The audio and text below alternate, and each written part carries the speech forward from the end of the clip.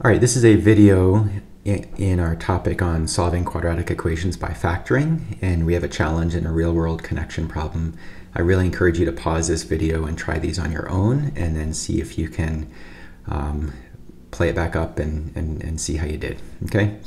So for the first one, we have a solve. We have a 3x squared equals negative 17x minus 10. And again, quadratic equations are hard to solve. Often you can't just keep the equation balanced and progressively work towards isolating for x, because here you can see we have a couple x's showing up, an x squared on the left and an x on the right.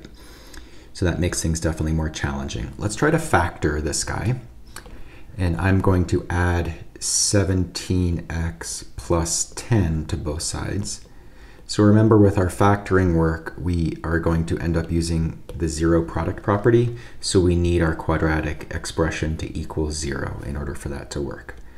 3x squared plus 17x plus 10 equals 0.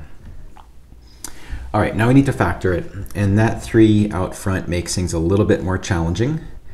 And I'm going to, I could solve this by guessing and checking, but I'm going to just remind you of the AC method here. So AC, A times C is 30. And we need to find factors of 30 that add to be 17. And that's actually pretty straightforward. We're going to use a 15 and a 2. So we are going to apply that 15 and 2 by splitting up the 17x term into two components. Okay, into a 15x and a 2x. And then we are going to find a GCF of each piece separately, okay? And hopefully we will get a common remainder, and then we can rewrite it in factored form. So we are going to first do the GCF of the left side, and we have a 3x with an x plus 5 remaining. That's the yellow portion. And let's do the orange portion next. Looks like we can pull out a 2, and we have an x plus 5 remaining as well. So those x plus 5s are the same, and that's what we're really looking for. So we will rewrite this quadratic expression with those x plus 5s overlapping and the 3x plus 2 in one set of parentheses. So we've done the factoring, so that's good, but we still need to actually solve for x, okay? And if x plus 5 is equal to 0, that means x is negative 5.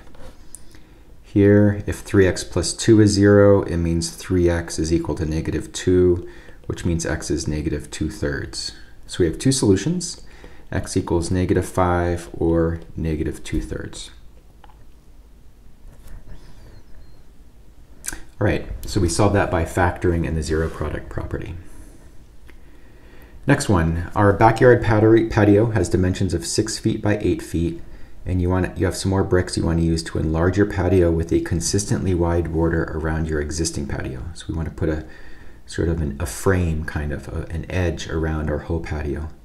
You have enough bricks for an additional 72 square feet. How wide should the border be? I need to draw a picture of this and see what we end up with. It's not going to be perfectly to scale, but this is 6 and 8. So we have a patio, an existing patio to begin with of 6 by 8. And we want to put on a consistently wide border. So I will try to model that here. And so that border is going to be just this new track around our existing patio. And we don't know how wide the border should be, so we are going to call this dimension x. Okay, let me zoom in a little bit. All right, and it looks like we have 72 square feet of bricks to sort of fill in this purple border.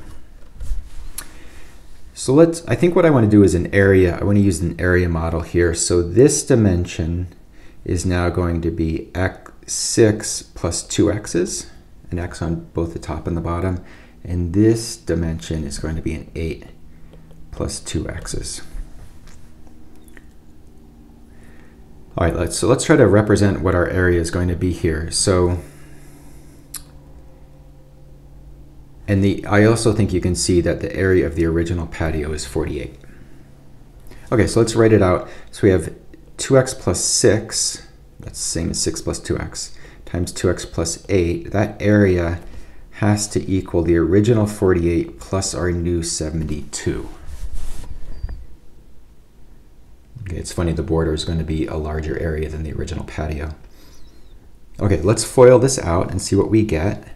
So we have 4x squared plus the outers are 16x plus inners are 12x plus 48 equals 48 plus 72.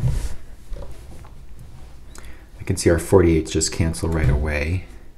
I'm going to subtract 72 to both sides, or from both sides, because I want to apply the zero product property. All right, let's simplify a little bit. So we have a 4x squared plus 16, well that's 16x and 12x is 28x, minus 72 equals 0. Okay, so I want to try to factor that and solve for x, and that'll tell me the width of my patio. And I have a GCF of 4, so I can pull that out front. 4x squared plus 7x minus 72 divided by 4 is 18 equals 0. In fact, I can just divide through by 4, so I can get rid of that 4, because on the right, 0 divided by 4 is 0. So I have an x squared plus 7x minus 18 equals 0. So let's see if that's factorable, and we can go ahead and solve for x. Factors of negative 18, 9, and negative 2 will do it, because those will add up to be our 7. So this is saying that x could be negative 9, and this is saying that x could be 2. Okay, so those are our two solutions. I'll bring those up here by my picture. And now we need to think about which solution makes sense. Does it make sense to have a border width of negative 9 feet? No, it doesn't make sense at all. But it does make sense to have a border width of 2 feet. So x would be, we'd have a 2-foot wide border all around my patio. All right, that's a good place to stop right there.